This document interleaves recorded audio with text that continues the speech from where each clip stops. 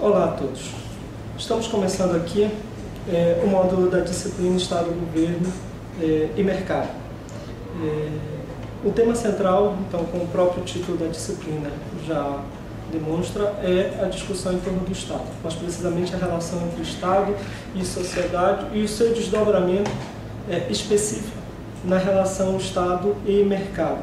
O texto base, que subsidiará a disciplina é o texto de Ricardo Coelho, que tem o mesmo nome da disciplina em questão. A discussão do Estado é uma discussão, como eu já mencionei, uma discussão polêmica, uma discussão complexa e uma discussão que abre várias vertentes, várias possibilidades, porque tem a ver, entre outras coisas, com concepções teóricas e ideológicas diferentes atuando sobre a sociedade, sobre fenômenos que são fenômenos complexos. Então, tem definições diversas em torno do Estado. Nós podemos dizer que o Estado se relaciona diretamente com o poder. Então, o que seria o Estado? Seria uma organização que surge da sociedade e se apresenta sobre os indivíduos em determinado território, onde se estabelecem regras, leis, determinadas formas de convivência e, inclusive, instrumentos de repressão e coerção legitimados em torno do Estado. Pensando operacionalmente, o Estado ele pode ter diversas configurações, desde um Estado parlamentarista, presidencialista, as diversas formas de ditadura que se apresentam, ou seja, existem várias configurações. O Estado não necessariamente deve ser confundido com a administração estrito sensu, secretaria ou coisa parecida. Isso são estruturas do Estado. Nesse debate em torno do Estado, diversos autores, desde há muito tempo, vêm se debruçando para tentar entender, explicar, ou mesmo polemizar com outros autores que anteriormente já haviam feito algumas elaborações em torno do tema. Então, desde os autores da ciência política clássica, Hobbes, Locke, Rousseau, Montesquieu, existem várias interpretações, várias discussões sobre o surgimento do Estado e sobre a configuração do Estado, a serviço de quem estaria esse Estado.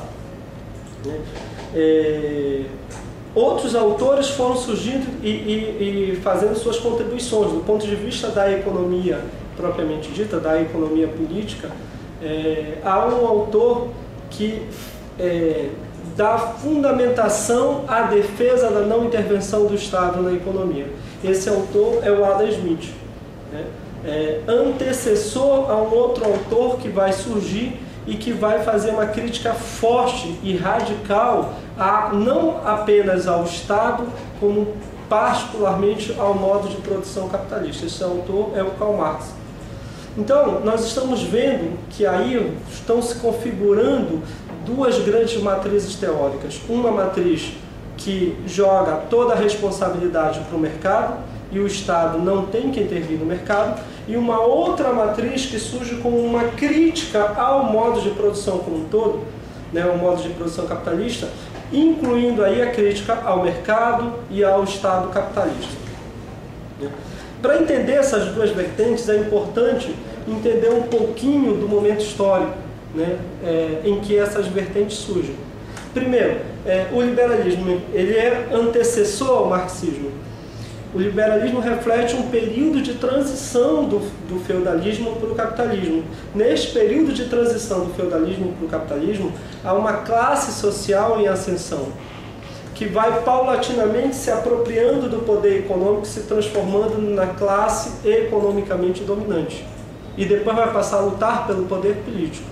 Essa classe é a burguesia. Inicialmente, quando ela vê expandir os seus negócios, ela quer expandir ainda mais, ganhar ainda mais.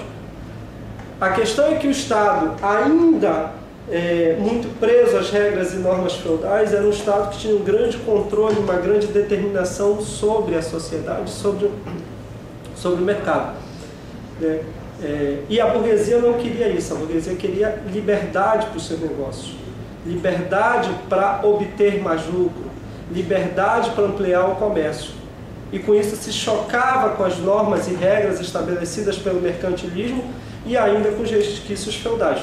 Então essa burguesia vai passar a lutar, né, contra essas regras, contra o mercantilismo, e vai passar a defender uma não intervenção do Estado na economia justamente para expandir os seus negócios no caso da burguesia. E isso vai ser materializado nas palavras de ordem do liberalismo, né, da não intervenção do Estado. O teórico que melhor concretiza essa defesa é o Adam Smith, que em 1776 escreveu uma obra cujo título resumido é A Riqueza das Nações. Nessa obra, o Adam Smith diz que o mercado por si só, com o máximo de liberdade, ele conduziria não apenas ele próprio, o mercado, a economia, mas como a própria sociedade para o melhor nível de bem-estar econômico e social.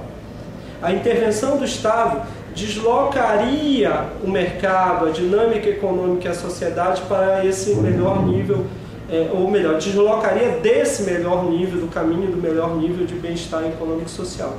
Então ele faz, inclusive, a elaboração de uma teoria chamada teoria da mão invisível, né? O mercado com máxima liberdade seria meio que conduzido por uma imensa mão invisível ao melhor nível de bem-estar econômico e social.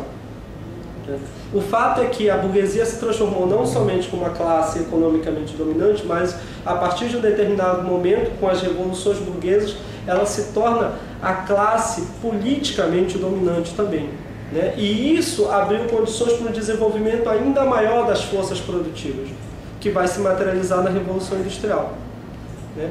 E esse processo em que a burguesia se torna a classe dominante também é o mesmo processo histórico de constituição do proletariado, oriundo do campesinato, oriundo dos antigos artesãos. A grande questão é que esses trabalhadores que constituem agora os trabalhadores modernos, né, eles não conseguiam ver melhora nas suas condições de vida. Ao contrário, para a ampla maioria nesse período, eles tinham piorado as suas condições de vida, trabalhavam mais em piores condições e conseguiam menos recursos para o seu sustento. Então há um período de inquietação social muito grande também. Esse período de inquietação social, ele vai ser refletido nas teorias, nas elaborações, na contestação social de Karl Marx, né? Um teórico que tem as suas elaborações no decorrer da primeira metade do século XIX e depois vai continuar elaborando, desenvolvendo suas interpretações e teorias no decorrer do século, da segunda metade do século, cuja principal obra é O Capital, né? Uma análise do funcionamento do modo de produção capitalista e uma crítica ferrenha a esse modo de produção capitalista. Para o Marx, então, a sociedade é dividida em classes sociais antagônicas. No caso do capitalismo, as duas principais são a burguesia de um lado e o proletariado do outro, né? Que tem interesses opostos e muito conflitantes.